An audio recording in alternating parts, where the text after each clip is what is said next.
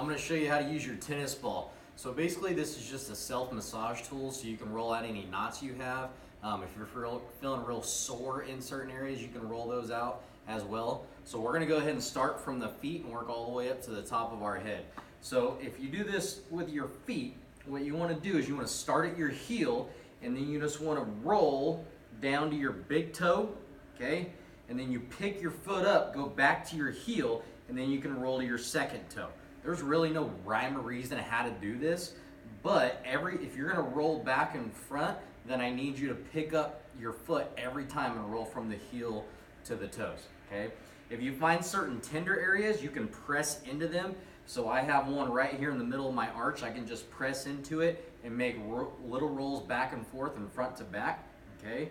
So you can find little tender areas. You can even press into your knuckles as well for that, okay?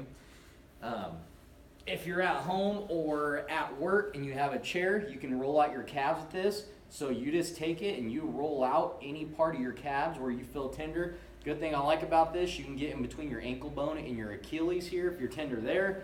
You can get on top of your shin bone right here as well. You can take this and you can roll into your quads. You can roll your hamstrings with it. So again, you just find certain areas that work best for you. If it's tender or sore in a certain area, that's your body's way of telling you that you need it.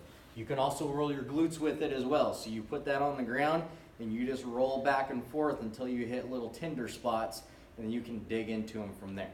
Okay, so that's all the lower body. You can go up to the upper body, you put this on the wall here, and then basically you're just gonna move your body around the ball. You can start with your lower back. You can roll up and down, you can roll side to side, move it up a little bit. You can roll your upper back. You can even roll your shoulders here, okay?